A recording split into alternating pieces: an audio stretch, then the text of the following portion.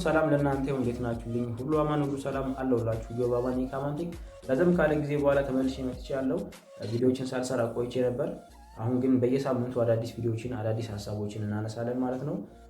ስለዚህ በየሳምንቱ አዳዲስ ነገር ታገኛላችሁ። ቆም በኋላ ከእናንተ የሚጠበቀው ሰብስክራይብ ማድረግ ብቻ ነው።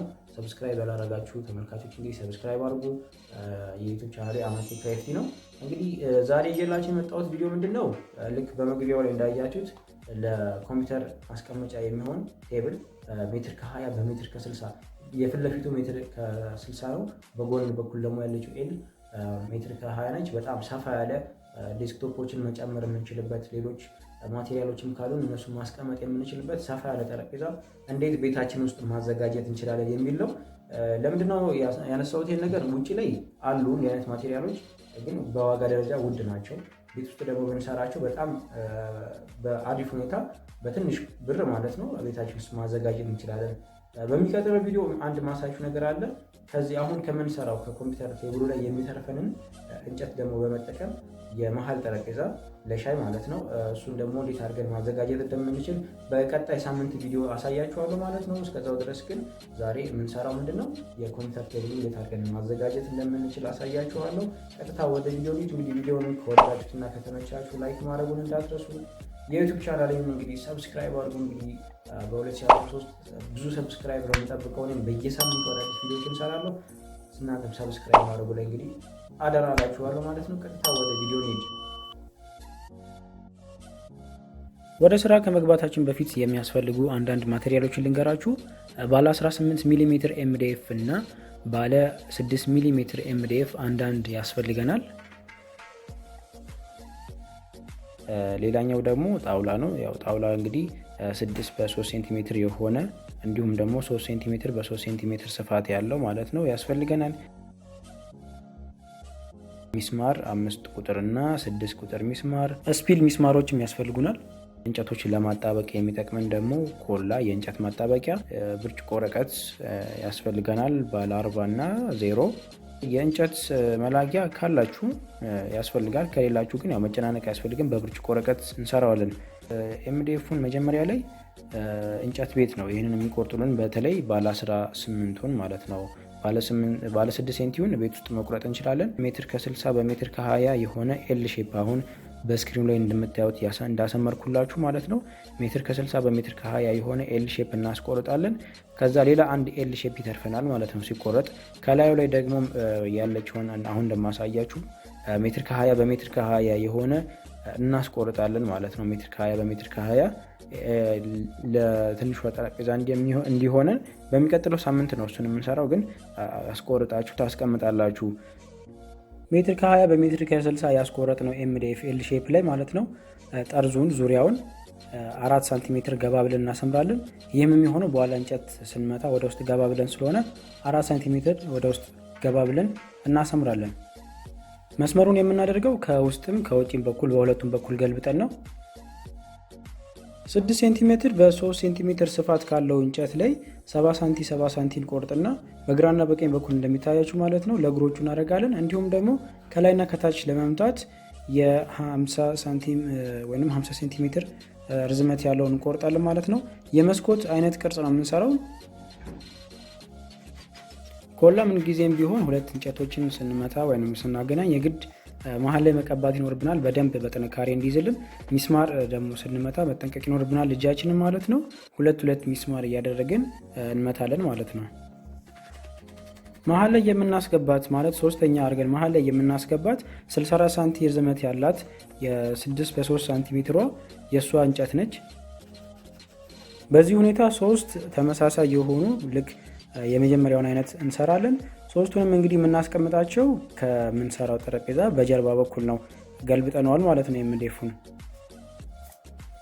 አሁን ላይ ደግሞ ሜትር ከ40 ርዝመት ያላቸውን የ6 ሴንቲሜትር በ3 ሴንቲሜትር የሆኑ እንጨቶች ከውስጥ በኩል እንደረድራለን። እንዲሁም በዛኛው በጥገኛው በኩል ደግሞ 50 ሳንቲ የሆኑ 3 እንጨቶችን እናስቀምጣለን። ከዛም በመቀጠል እያንዳንዱን ያመጣናቸውን ያስቀመጥናቸውን እንጨቶች እርስ በርስ ነው የምናገናኘው ከእግሮቹ ጋር። ኤምዲኤፍ ላይ ግን አንመታው። እንግዲህ እግሮቹንና የቅድም የመታናቸውን እንጨቶች ስናገናኝ እንግዲህ ይሄን ይመስላል የሰራ ነው። ሜትር ከ40 ርዝመት ያለው እንጨት አሁንም እናዘጋጃለን ከፊት ለፊት በኩል እግሮቹ ላይ ለመምታት፣ እንዲሁም ደግሞ በዚች በጎን በኩል በትንሿ ኤል በኩል ደግሞ የምናስገባትን እንጨትም እንዲሁ ከባለ 3 ሴንቲሜትር በ3 ሴንቲሜትር ከሆነችዋ ላይ በ50 ሴንቲም ወይም በ50 ሴንቲሜትር ርዝመት እንቆርጣለን። በጎን በኩል እንግዲህ 50 ሴንቲሜትሯን የቆረጥናት እናስገባለን። ባለ 3 ሴንቲሜትር በ3 ሴንቲሜትር ስፋት ያላት ቀጭኗን እንጨት ማለት ነው።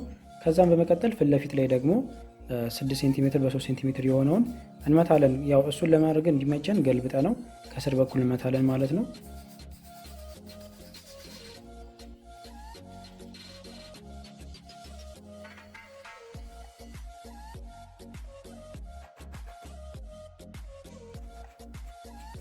እንግዲህ የመታናቸው በሙሉ ይሄን ይመስላሉ። አሁን በመቀጠል ኤምዴፉን ከላይ በማድረግ ከንፈሩን ወይንም ደግሞ ጠርዙን እንቦርሽለታለን ወይም እናጠፋዋለን ማለት ነው። ይህን ለማስተካከል ቅድም እንዳልኳችሁ ከቻላችሁ መላጊያ የእንጨት መላጊያ ቢኖራችሁ አሪፍ ነው። ካልሆነም ደግሞ ባለ 40 ያልኳችሁን የእንጨት ብርጭቆ ወረቀት መጠቀም ይኖርብናል። ይህን ካረግን በኋላ ሁሉንም የሰራናቸውን ማለት ነው በብርጭቆ ወረቀት በደንብ ማሸት ይኖርብናል።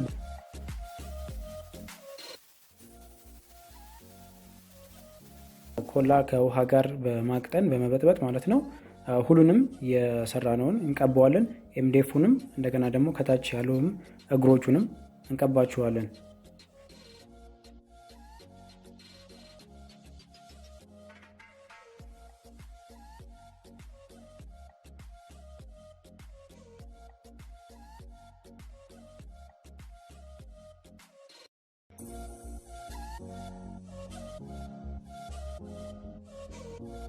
በጠረጴዛችን ላይ ሶኬቶች ወይም አንዳንድ የኤሌክትሪክ ገመዶችን ይሆናል ለማሳለፍ እንዲረዳን በጥግ በኩል እንጨት በሌለበት በኩል አድርገን እንበሳለን።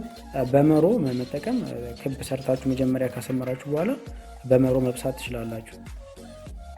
የበሳነውን ለማለስለስ 40 ብርጭቆ ወረቀት እንጠቀማለን። 40 ቁጥሩ ማለት ነው። በጣም ጥርሱ ትላልቅ ስለሆነ እሱ በደንብ ያሽልናል። ከዛ መቀጠል 0 ብርጭቆ ወረቀት እንጠቀምና እናሸዋለን። ከዛም ኮላና እስቱኮ እንቀባዋለን።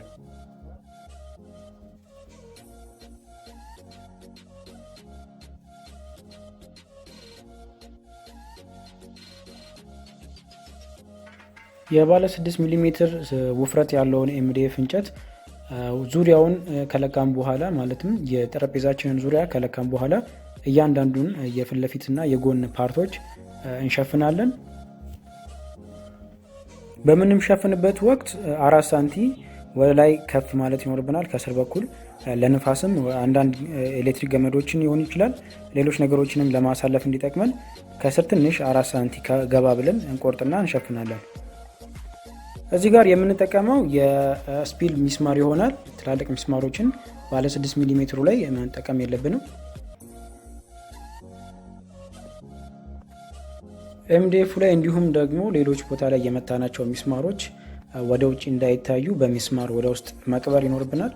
ይህንን ደግሞ በኋላ እስቱኮ እና ቀለም በምንቀባ ሰዓት ስሙዝ ሆኖ እንዲያምር ስለሚረዳን ወደ ውስጥ እንቀብራቸዋለን።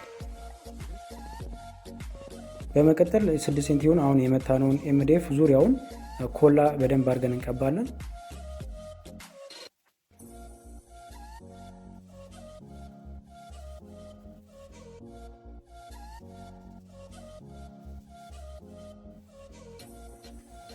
እስቱኮ የምንበጠብጠው ውሃና ኮላን አንድ ላይ በማድረግ ነው። በደንብ እንዲይዝልን ኮላውን በደንብ በዛ ማድረግ ይኖርብናል። ያዘጋጀነውን እስቱኮ የምንጠቀመው በመሃል ያሉ ክፍተቶች ስንጥቆች ሊሆኑ ይችላሉ ወይም ደግሞ ሚስማር የመታንባቸው ቦታዎች ላይ እሱን ቀብተን በደንብ እናሻለን ማለት ነው ሲደርቅልን።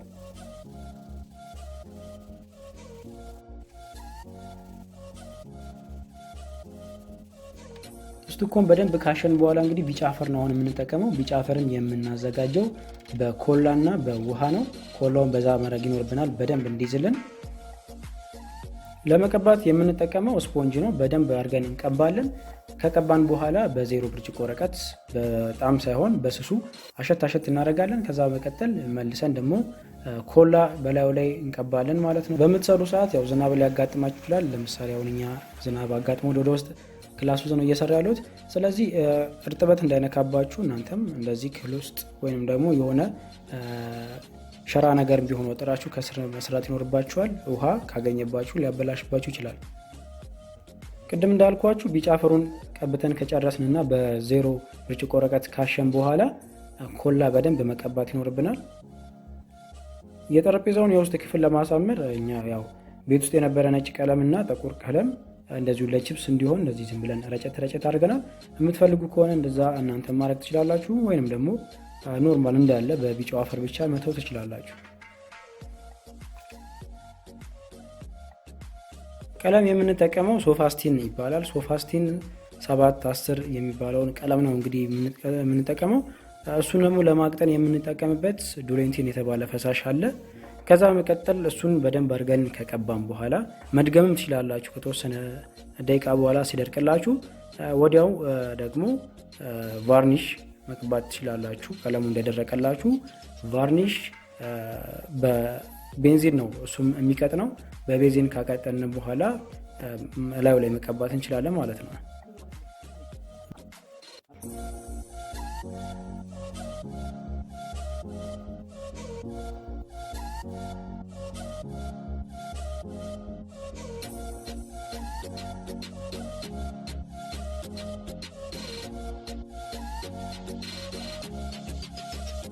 አሁን እንደምትመለከቱት ስራችን አልቆ እየተጠቀምኩበት ነው ያለሁት።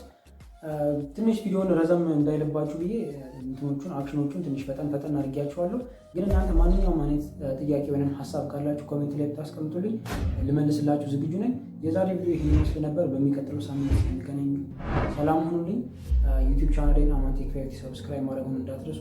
ቪዲዮውን ደግሞ ከወደዳችሁት ላይክ አድርጉልኝ። ሰላም ሁኑ። በሚቀጥለው ሳምንት እንገናኛለን።